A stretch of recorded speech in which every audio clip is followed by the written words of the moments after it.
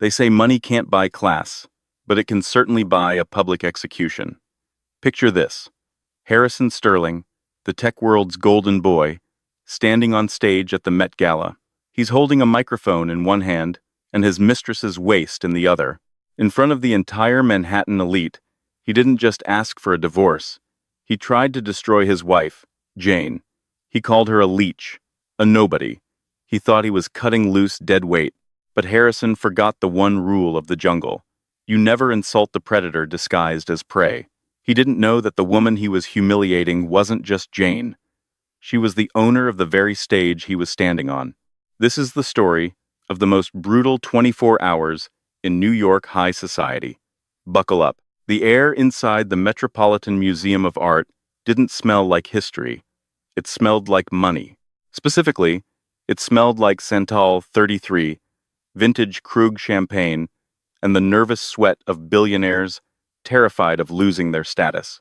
Jane sat at table 9, a table strategically placed far enough from the stage to be irrelevant, but close enough to be filled by the B-list of the evening, the wives of lesser VPs, the old money aunts who donated just enough to get an invite, but not enough to get a greeting from Anna Wintour. Jane adjusted her glasses. They were thick frames, designed to hide her eyes. Her dress was a muted navy, expensive but entirely forgettable. It was a season old, a cardinal sin in this room. "Honey, could you stop fidgeting?" Harrison hissed, leaning down. He smelled of crisp linen and ambition. Harrison Sterling was undeniable. At 36, he was the face of Sterling Dynamics, a company that had revolutionized drone logistics. He had the jawline of a movie star and the ruthlessness of a shark. Tonight was his night. The rumor mill, fueled by Page Six and whispers on the Upper East Side, was that Harrison was about to announce the acquisition of Ether, a shadowy software firm that would make him the richest man in the tri-state area. "I'm just nervous for you, Harrison," Jane whispered, her voice soft, almost trembling. She kept her head down, avoiding eye contact with the woman sitting directly across from them, Bella Croydon. Bella was everything Jane was not. She was wearing a custom Versace gown that looked like it had been poured onto her skin in liquid gold. She was 22, a brand ambassador for something vague, and she had been sleeping with Harrison for 11 months. Jane knew, Harrison knew she knew, Bella knew she knew, but in their world, silence was the currency you paid for comfort. "Don't be nervous," Harrison said, patting Jane's hand with a condescension that felt like a slap. "Just try not to look so dour when the cameras pan this way. Smile, like you belong here." "I'll try," Jane said. Bella giggled, sipping her champagne. "Oh, Harry, leave her alone. Not everyone is built for the spotlight. Some people are just background noise." Jane didn't react. She simply took a sip of water. Under the table, her thumb traced the screen of her phone. It was a burner phone, an old Nokia model that looked out of place next to the iPhones and Virtus scattered on the table. "Ladies and gentlemen," the voice of the MC boomed, echoing off the Temple of Dendur. "Please welcome the man of the hour, the visionary behind Sterling Dynamics, Harrison Sterling."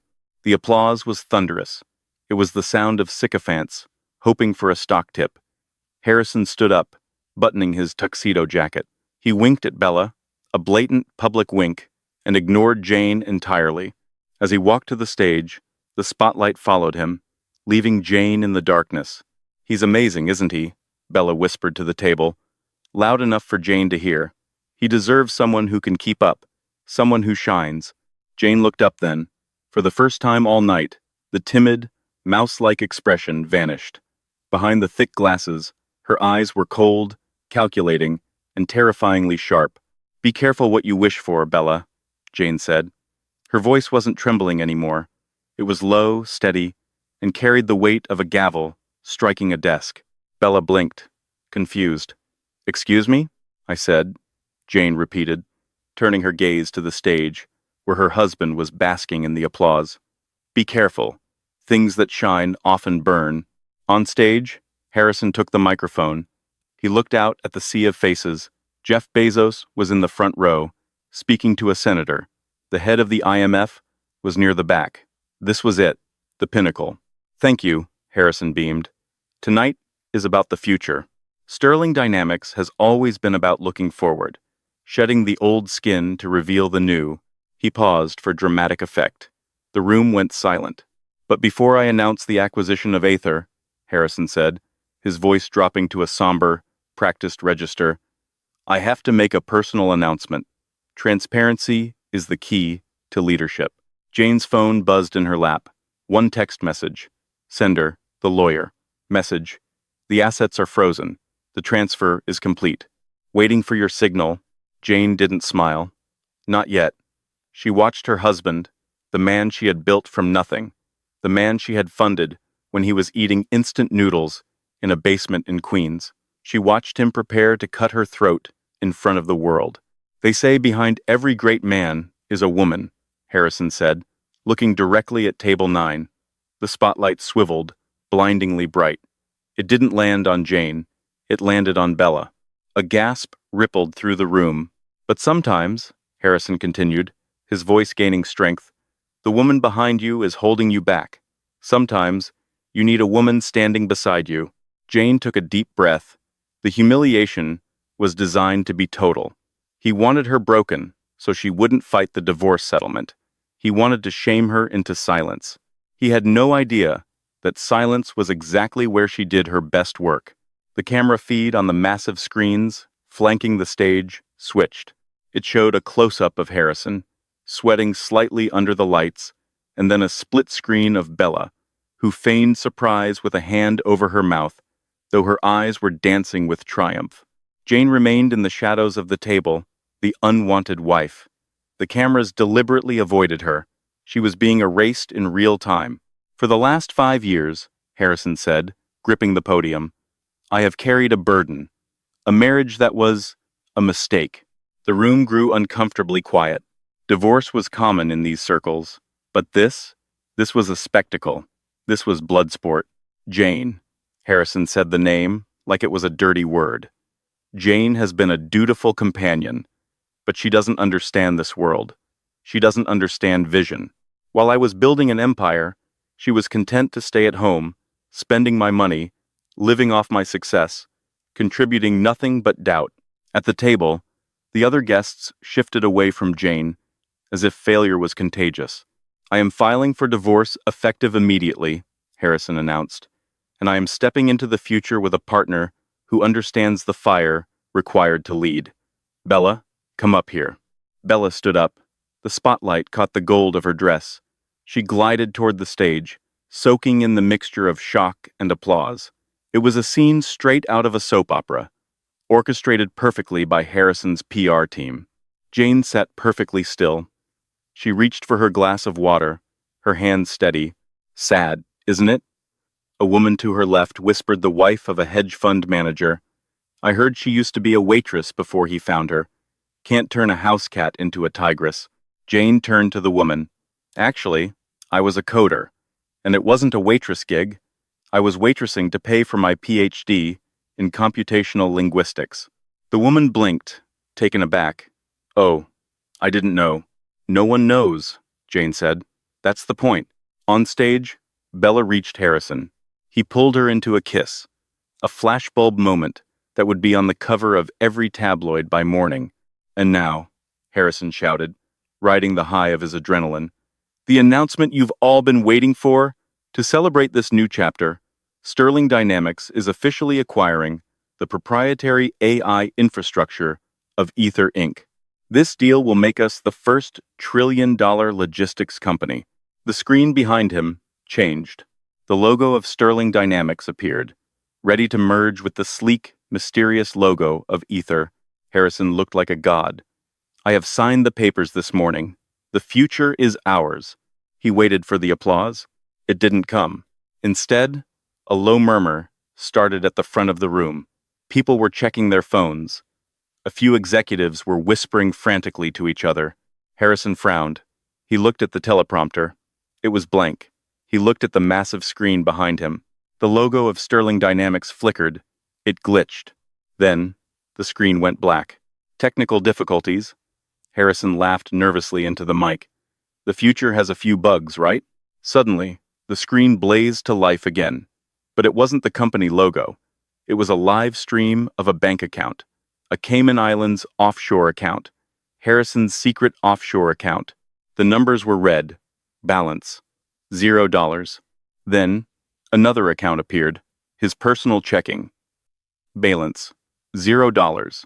Ling ling. Then, the Sterling Dynamics corporate holding account. Status. Frozen. Owner transfer pending. What is this? Harrison yelled, turning to the tech crew offstage. Cut the feed. Cut it now. But the feed didn't cut. Instead, text began to scroll across the massive screen, typed out in an old-school, green terminal font. It was the distinct signature of a hacker, or perhaps an owner. Is greater than system override. Is greater than user. Harrison. Sterling access denied. Is greater than IP violation detected. Is greater than real owner biometrics required. Harrison was panic-stricken. Someone is hacking us. Security. Where is security? Bella looked around, confused and frightened. Harrison, what's happening? My stock options. Shut up, he snapped at her. The text on the screen continued to scroll. Is greater than asking for owner identity. Is greater than please stand. A single spotlight snapped on. It swept across the room, searching. The crowd held its breath. Was it the FBI?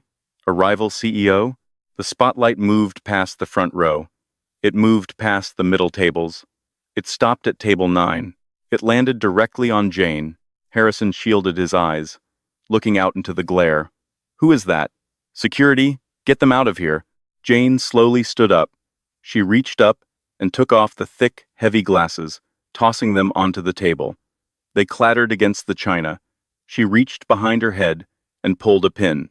Her mousy, bunned hair cascaded down in thick, lustrous waves. She straightened her back, and suddenly, the dowdy wife was gone. In her place was a woman who stood with the posture of a queen and the coldness of an assassin. She picked up her burner phone and pressed a single button. On the massive screen, the text changed. Is greater than identity confirmed. Genevieve St. Clair. Is greater than alias. Jane Sterling. Is greater than role. Founder and CEO of Ether Inc. Is greater than welcome back, ma'am. The silence in the room was absolute. It was the silence of 1,000 wealthy people realizing they had bet on the wrong horse. Harrison's face went pale. He gripped the podium to stop his knees from buckling. No, he whispered, his voice picked up by the hot mic. That's impossible. You're just... Jane. Jane didn't shout. She didn't need a microphone. In the stunned silence of the Met, her voice carried clearly. Harrison, she said, taking a step toward the stage. The crowd parted for her like the Red Sea. You didn't acquire ether. She walked past Bella, who shrank back, terrified by the change in Jane's aura. Jane stepped onto the stage, the heels she had been hiding under the table, clicking rhythmically. She walked right up to her husband, reached out, and gently took the microphone from his trembling hand. She turned to the audience. Harrison didn't acquire ether, she repeated, her voice smooth, cultured, and dripping with power.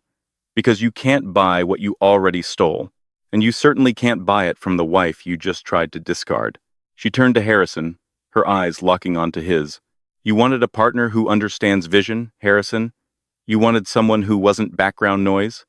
Well, here I am. Let's talk about who really built your empire. The silence in the Temple of Dendur didn't last. It broke like a fever, replaced by a low, frenetic buzz of whispering.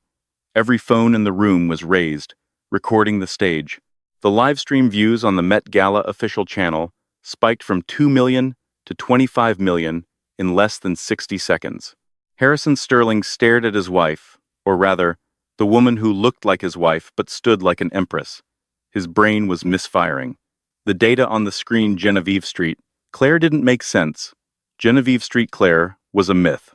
She was the ghost coder of Silicon Valley, the rumored architect behind the cryptographic security of half the Fortune 500. No one had ever seen her face, and she had been making him coffee every morning for 5 years? Harrison's shock curdled instantly into rage. He was a predator, and when cornered, he attacked. He laughed a loud, barking sound that echoed uncomfortably off the ancient stone walls. This is... Harrison wiped a tear of mirth from his eye, turning to the audience. This is incredible. I have to apologize, everyone. I really do.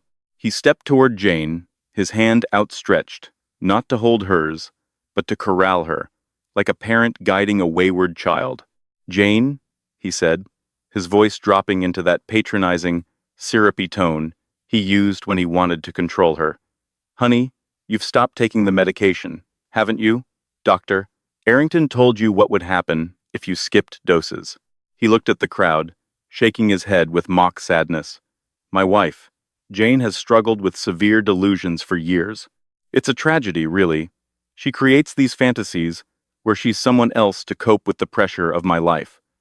I tried to protect her privacy, but clearly, the stress of tonight, he reached for the microphone in her hand. Come on, let's get you backstage. The doctors are on their way. It was a masterstroke of gaslighting. In seconds, he had planted a seed of doubt.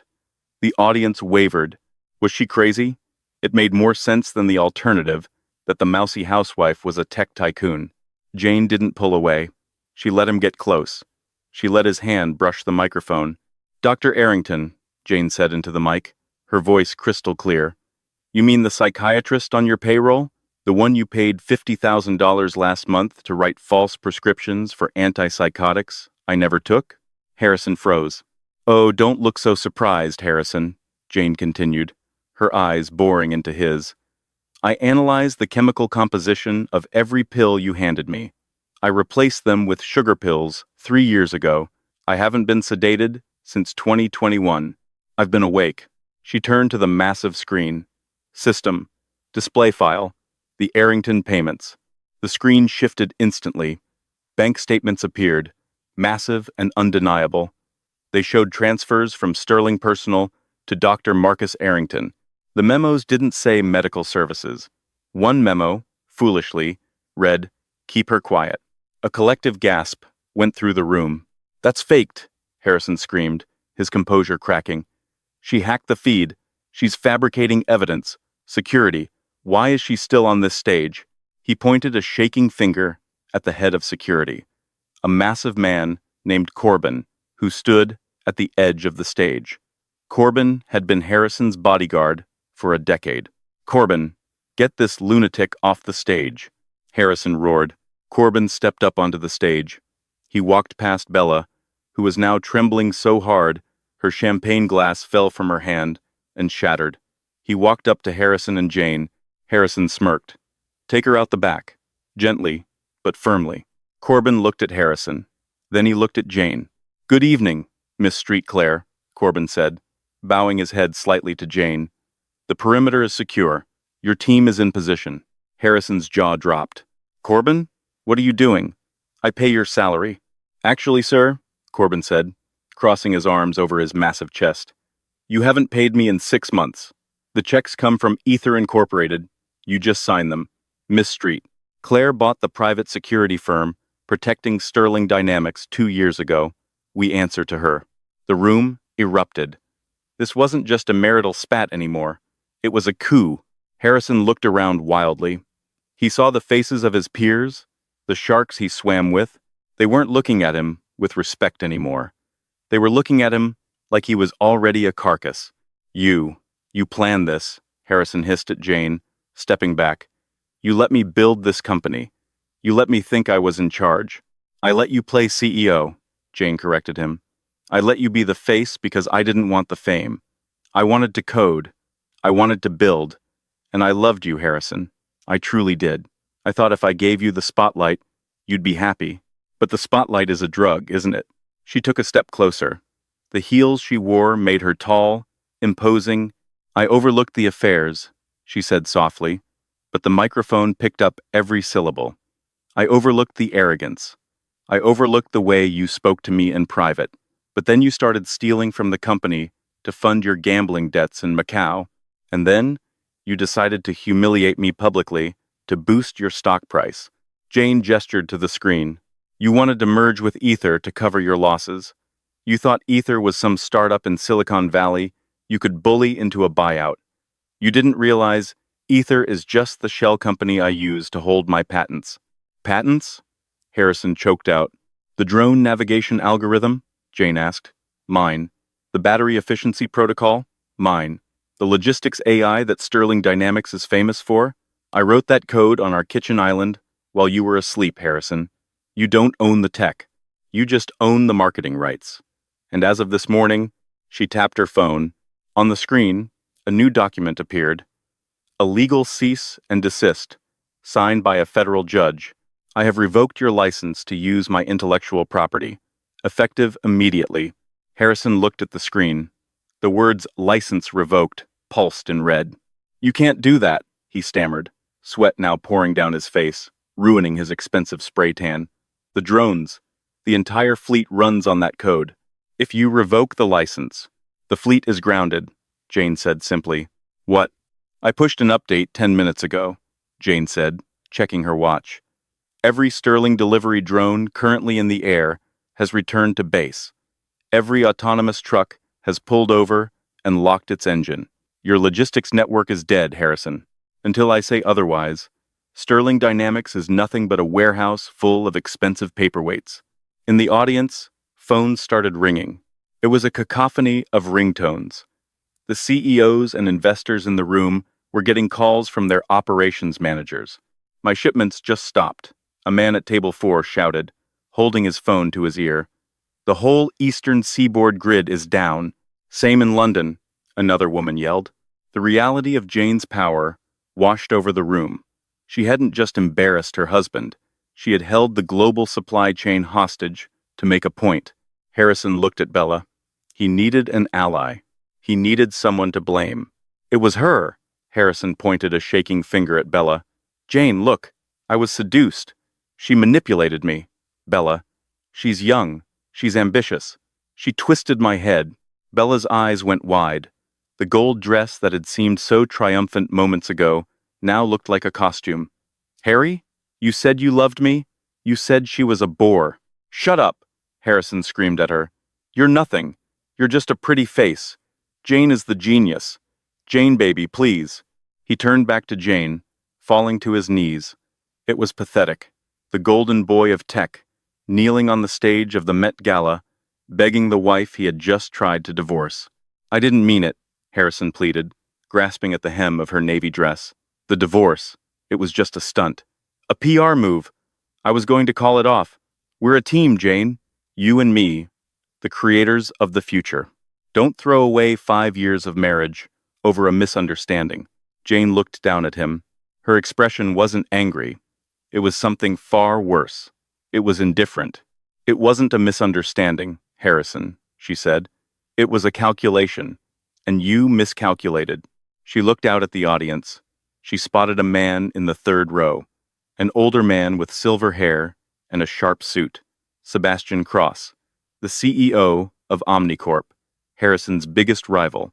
Mr. Cross? Jane called out. Sebastian Cross stood up, adjusting his tie. He looked like a wolf who had just been thrown a steak. Yes, miss.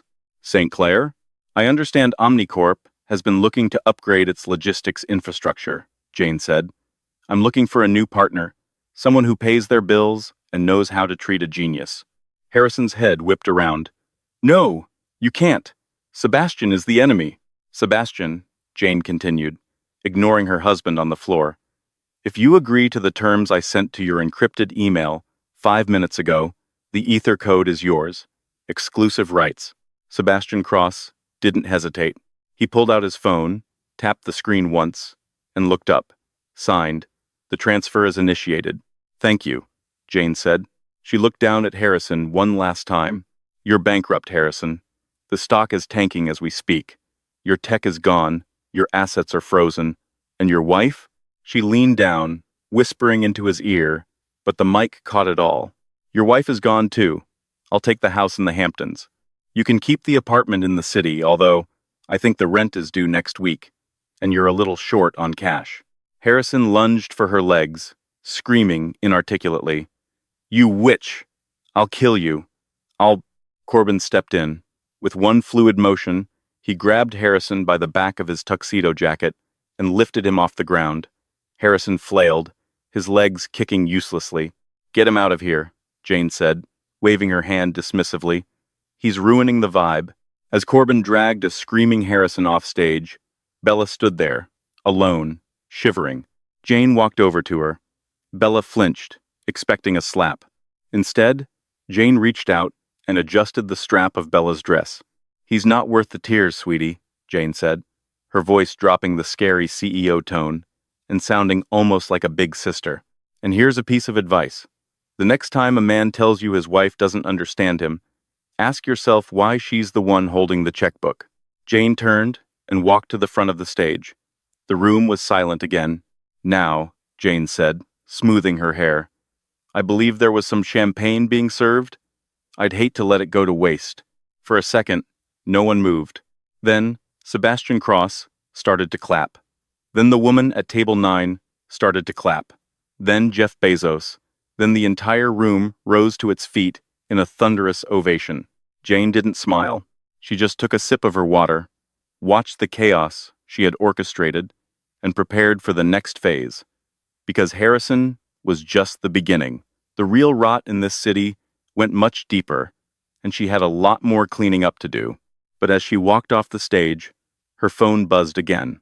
Sender, unknown, message, impressive show, Genevieve. But you exposed your position. They are coming for you. Jane paused. She looked at the text. A small, cold smile touched her lips. "Let them come," she whispered. The adrenaline of the Met Gala had faded, replaced by the cold, hard reality of a New York midnight. The city that never slept was wide awake, and every screen in Times Square was replaying the footage of Harrison Sterling being dragged off stage. Jane No, Genevieve Street Claire, sat in the back of a discreet, armored SUV. She wasn't heading to the Hamptons. That house was burned in her mind, a monument to a fake life. She was heading to the Hive, a converted industrial loft in Tribeca that served as the true headquarters of Ether Incorporated. Beside her, Corbin was scanning a tablet, his face illuminated by the blue light of security feeds. "Social media is in a meltdown," Corbin reported, his voice gravelly. #number the real boss is trending worldwide. Harrison's stock is down 40% in after-hours trading. Sebastian Cross just transferred the first installment for the licensing rights. 50 million. Clean. Genevieve looked out the window at the blurred city lights. She didn't look triumphant. She looked tired. "And the threat?" she asked. "The text message." "Trace the signal," Corbin said, swiping a finger across the screen. It bounced through 3 satellites, Russia, Singapore, then a server farm in New Jersey. Whoever sent it has resources that rival the NSA. Or Obsidian. Genevieve stiffened at the name. Obsidian. To the public, Harrison Sterling was a titan of industry. To Genevieve, he had been a husband. But to the intelligence community, Sterling Dynamics had suspected ties to the Obsidian Group, a shadow conglomerate that didn't just move logistics. They moved weapons, laundered cartel money, and influenced foreign elections using drone surveillance. "I didn't just divorce a bad husband tonight, Corbin," Genevieve whispered. "I cut off the money supply for the most dangerous organization on the planet. Harrison was their frontman. I just fired him." Meanwhile, in a dark alley behind the Metropolitan Museum, Harrison Sterling was vomiting into a trash can. His tuxedo was torn. His reputation was incinerated. Bella was gone. She had Ubered to a nightclub the moment the cameras turned away. He wiped his mouth, shivering. He reached for his phone, but it was dead. Jane had remotely bricked it. "Damn her," he sobbed. "Damn her to hell." A sleek, black Maybach pulled up to the curb. The window rolled down with a silent hum. "Get in, Harrison," a voice said. It wasn't a request. Harrison looked up. He recognized the voice. It belonged to Victor Krell, a man whose name never appeared in Forbes, but whose influence opened doors in the Pentagon. Krell was the fixer for the investors behind Sterling Dynamics. Harrison scrambled into the car, desperate for a lifeline. "Victor, thank God. You saw what she did? She's insane. She hacked everything. You have to help me sue her. We can destroy her. Victor Krell sat in the shadows of the leather interior, sipping a glass of sparkling water. He was a man of indeterminate age, with silver hair and eyes that looked like dead fish. Sue her? Victor asked, amused. Harrison, you don't sue a hurricane. You weather it. Or you redirect it. She stole my company. She took back her company, Victor corrected. We knew Genevieve was the talent, Harrison. We tolerated you because you were the face. A handsome, charismatic puppet. But a puppet who gets his strings cut on live television is useless to us. Harrison paled. Victor, please. I can fix this. I know where she keeps her servers. I know her passwords well. Old ones. Give me a chance. Victor sighed. You have 24 hours. Not to get the company back that's gone, but to get the algorithm back. The source code she locked you out of. Obsidian has a shipment moving through the Strait of Hormuz in 2 days. We need those drones operational. If they aren't, Victor didn't finish the sentence. He didn't have to. And if I can't? Harrison whispered. Then you'll wish Jane had just divorced you, Victor said coldly. He tapped the partition. Drop him off at his apartment and give him a gun. He might need it. Back at the hive, Genevieve walked into a room that looked more like the bridge of a spaceship than an office. Walls of monitors displayed real-time data, stock tickers, news feeds, and the telemetry of thousands of grounded drones. She sat in her chair, finally kicking off her heels. Ma'am, a young analyst named Leo said, spinning around in his chair. Leo was 19, a prodigy Genevieve had plucked from MIT. We have a problem. Harrison trying to log in? Genevieve asked, rubbing her temples. No, worse. Someone is brute forcing the firewall, but it's not a hacker. It's a warrant. What? A digital warrant, Leo said, typing furiously. Issued by a federal judge 5 minutes ago. They're freezing Ether's assets, pending an investigation into corporate espionage and international arms trafficking. Genevieve stood up. That's absurd. I'm the whistleblower, not the criminal. The warrant accuses you of stealing the code from Sterling Dynamics, Leo said, his face pale. They're flipping the narrative. They're saying Harrison is the genius and you're the disgruntled ex-wife who planted a back door to hold national security hostage. Genevieve looked at the screen. The news chyron on CNN had already changed. Breaking. Tech tycoon's wife accused of cyber terrorism? Harrison, she muttered. He didn't come up with this. He's not smart enough. It's Krell, Corbin said, stepping into the room, loading a fresh magazine into his sidearm. He's calling in favors. They're going to raid this place. General, we need to move. No, Genevieve said, her eyes narrowing. If I run, I look guilty. That's what they want. They want to drive me underground so they can seize the servers and get the code back. She walked to the main console. Leo, open a channel. Not to the news. To the dark web. I need to talk to the one person Krell is afraid of. Who? Leo asked. The person who sent me that text, Genevieve said. If they know Krell is coming, they know how to stop him. The raid happened at 3 a.m. The front doors of the hive were blown off their hinges. A SWAT team, clad in black tactical gear, with no identifying agency badges, swarmed the loft. Flashbangs detonated, filling the sleek workspace with blinding white light and deafening noise. Federal agents, get down, hands where we can see them. But the room was empty. The monitors were dark. The servers were physically gone, yanked from the racks. A single laptop sat on the center desk, open and running. The team leader, a man whose face was hidden behind a gas mask, walked up to the laptop. On the screen was a looped video of Harrison Sterling at the Met Gala, crying on his knees. And below it, a countdown timer. 0.05, 0.07. Bomb, the leader shouted. Clear out. The team scrambled back toward the exit. But there was no explosion, just a soft ping sound. The laptop screen changed. Text appeared. Is greater than looking for something, Victor? Is greater than try the cloud. Miles away, in a subterranean bunker, beneath a nondescript warehouse in Queens, Genevieve watched the raid on a grainy security feed. That was close, Leo said, wiping sweat from his forehead. They were inside in less than 2 minutes. If we hadn't moved the hard drives, they didn't want the drives, Genevieve said, pacing the small concrete room. They wanted me. Krell wants to leverage me to unlock the drones. She turned to Corbin.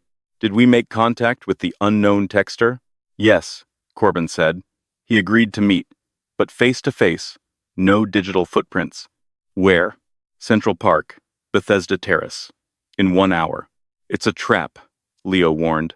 It's our only play, Genevieve countered. With my accounts frozen and the FBI manhunt active, I can't fight Krell alone.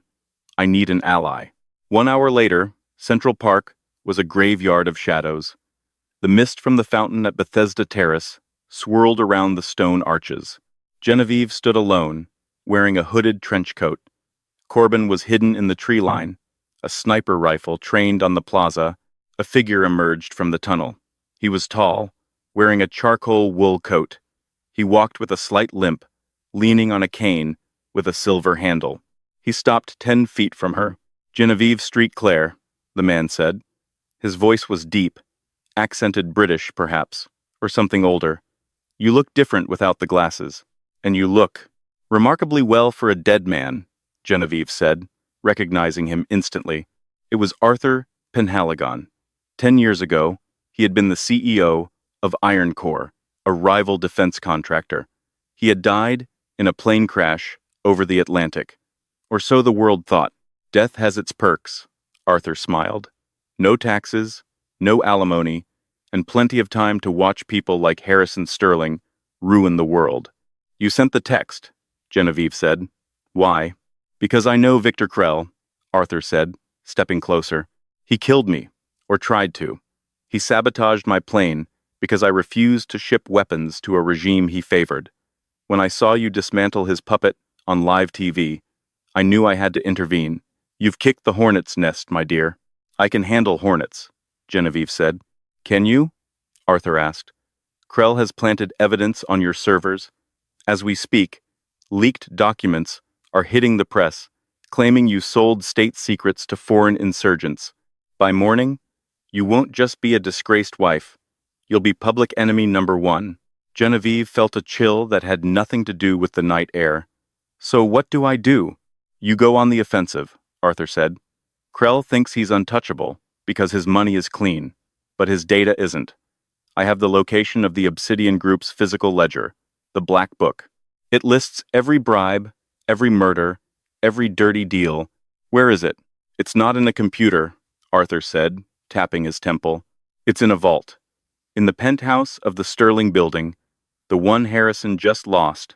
Genevieve's eyes widened. Harrison's penthouse? I lived there for 5 years. There's no vault. There is, Arthur corrected. Behind the wine cellar. Harrison doesn't even know it's there. Krell installed it when the building was constructed. It requires 2 keys to open. One is with Krell. And the other? The other, Arthur said, reaching into his pocket and pulling out a heavy, ornate key, was stolen by me 6 years ago. That's why my plane went down. He tossed the key to Genevieve. She caught it. It was cold and heavy. Break into your old home, Arthur said. Get the ledger, publish it, and Krell and Harrison will be finished for good. Suddenly, a shot rang out. Arthur's shoulder exploded in red mist. He spun around, falling to the ground. Sniper! Corbin's voice screamed in Genevieve's earpiece. Get down! They found us! Genevieve dove behind the stone fountain as bullets chipped away at the angel statue above her. She looked at Arthur. He was bleeding, clutching his shoulder. Go! Arthur rasped, sliding a pistol across the pavement to her. They're here for the key. Run! Genevieve grabbed the gun and the key. She looked up toward the tree line. Shadows were moving. Tactical teams. Krell's men. She didn't run away. She ran toward the tunnel. Corbin! Cover fire! She yelled into her comms. I'm going to the penthouse. That's suicide, Jen, Corbin shouted, over the sound of his own rifle fire. The place will be crawling with cops. Exactly, Genevieve gritted her teeth, sprinting into the darkness of the tunnel. Krell won't attack me in front of the police. It's the safest place in the city. She burst out onto 72nd Street, breathless. She flagged down a taxi, jumping in just as a black SUV screeched around the corner. "Where to, lady?" the driver asked, looking at her wild eyes and the gun she quickly tucked into her coat. Genevieve looked in the rearview mirror. The SUV was gaining. "The Sterling Tower," she said, "and drive like you stole it." As the taxi sped off, Genevieve pulled out her burner phone. She had one text left to send. Not to Leo, not to Arthur.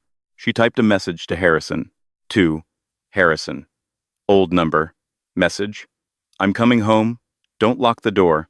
The Sterling Tower pierced the Manhattan skyline like a shard of black glass, a monument to Harrison's ego. Tonight, however, it looked more like a fortress under siege. Police cruisers bathed the base of the building in a chaotic rhythm of red and blue light. News helicopters chopped the air above, their spotlights sweeping the penthouse terrace. Crowds of onlookers and paparazzi pressed against the police barricades, hungry for a glimpse of the fallen billionaire.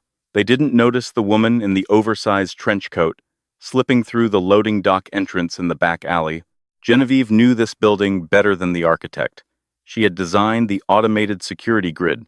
While the police were hammering at the front lobby, trying to get past the biometric locks that had mysteriously malfunctioned into lockdown mode, Genevieve was already in the service elevator, overriding the controls with a few taps on her burner phone. Floor 88, penthouse. The elevator doors slid open with a soft ding. The apartment was a wreck. It smelled of expensive scotch and desperation. The minimalist white furniture she had picked out 5 years ago was overturned. A Ming vase lay shattered near the fireplace. The panoramic window, offering a view of the city Harrison no longer owned, was smeared with fingerprints. "I knew you'd come," a voice slurred from the shadows of the sunken living room. Harrison was sitting on the floor, his back against the white leather sofa. He held a crystal tumbler in one hand, and the gun Victor Krell had given him in the other. His tuxedo shirt was unbuttoned, stained with sweat and wine. He looked like a king whose castle had crumbled into dust. Genevieve stepped out of the elevator, her hands raised slightly. "Put the gun down, Harrison. You don't have the stomach for this." "You don't know what I have," Harrison shouted, waving the pistol erratically. "I built this. I was the face. And you stripped me naked in front of the world. Do you know what they're calling me on Twitter? The billionaire cuckold." "They're calling you a criminal, Harrison," Genevieve said, her voice calm, calculating the distance between them. "And Krell isn't going to let you go to prison. He's going to silence you. That gun wasn't for protection. It was for a staged suicide." Harrison blinked, his eyes bloodshot. "You're lying. Victor is my friend. He's fixing this." "Victor is on his way up here right now," Genevieve said, checking her watch. "Not to save you, but to clean up the mess.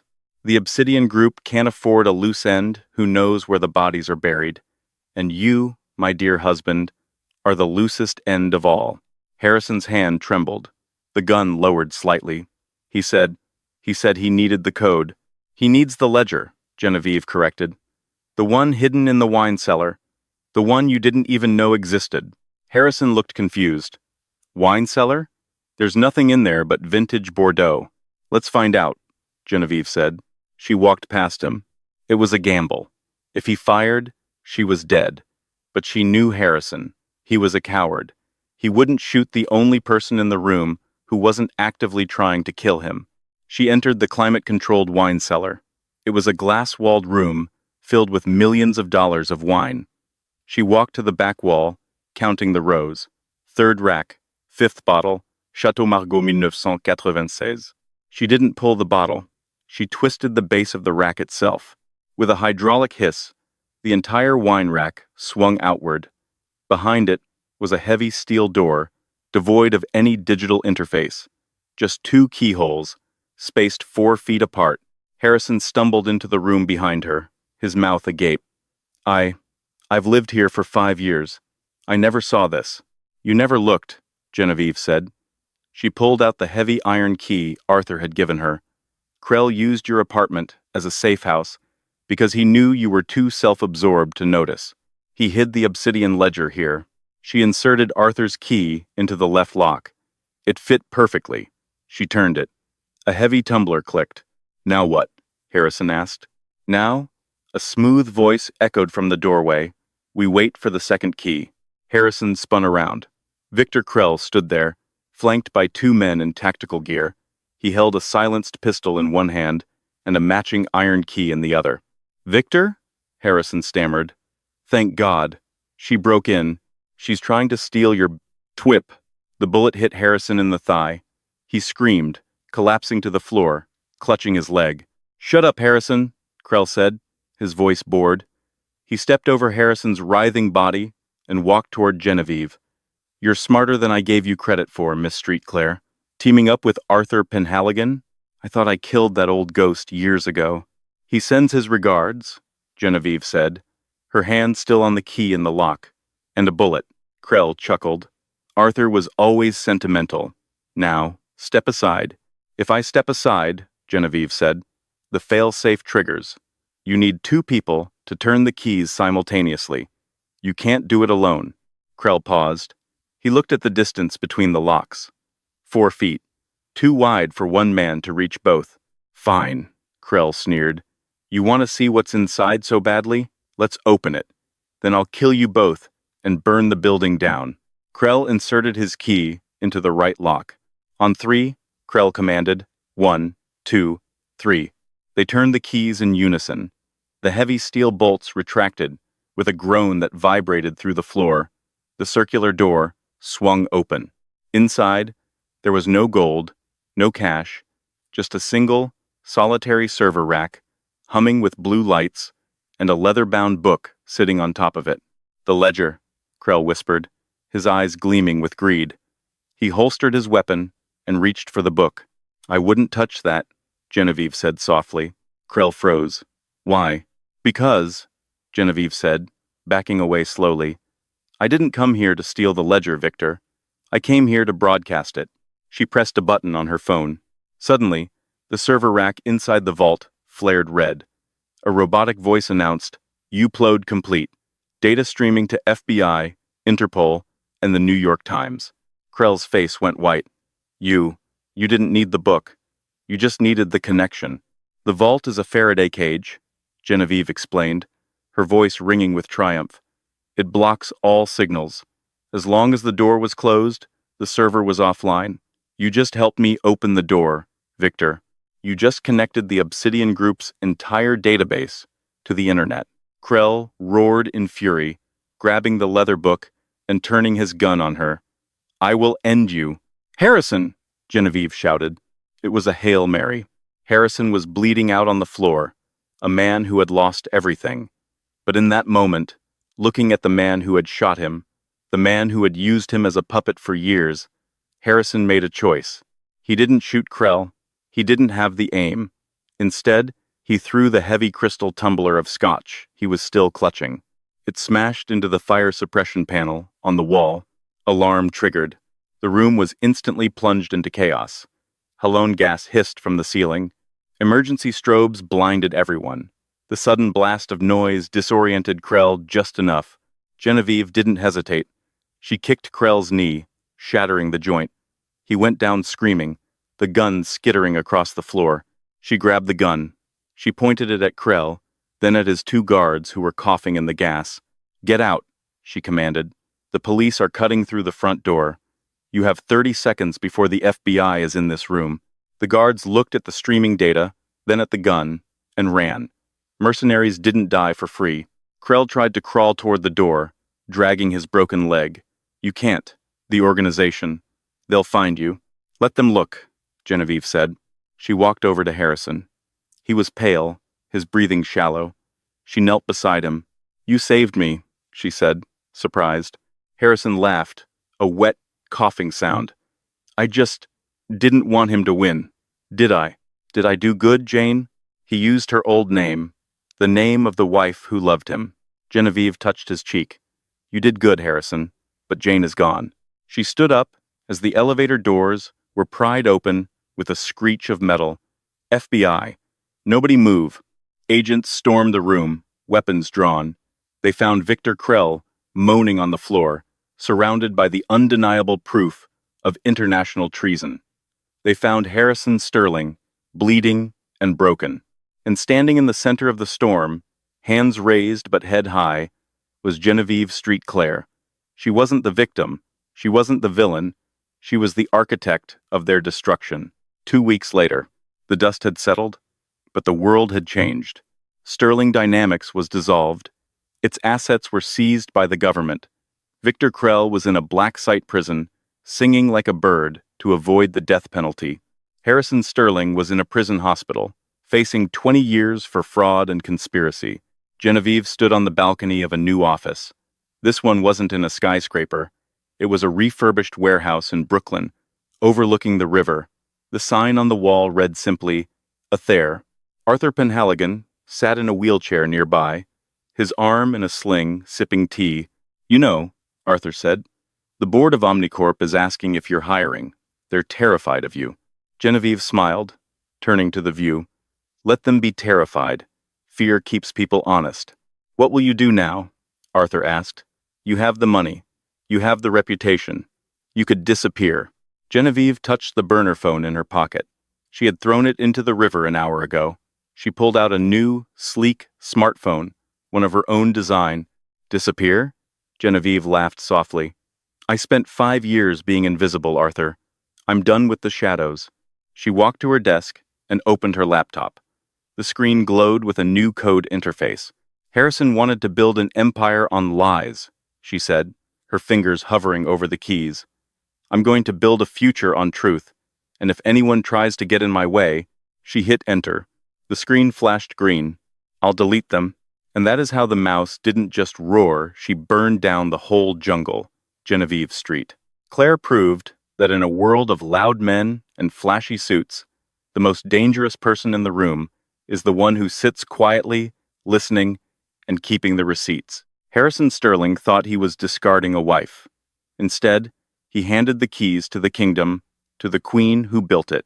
They say, revenge is a dish best served cold, but Genevieve served it digitally, globally, and with absolute precision. The Sterling Empire is dust. Krell is behind bars. And Genevieve, she's just getting started. If your jaw is on the floor after that finale, do me a favor, hit that like button so hard it breaks the algorithm. What did you think of Harrison's final act? Was it redemption or just petty revenge? Let me know in the comments below. I read every single one. And if you want more stories about underdogs taking down billionaires, make sure you subscribe and ring that notification bell. You do not want to miss the next saga. Until next time, stay sharp and remember, be careful who you betray.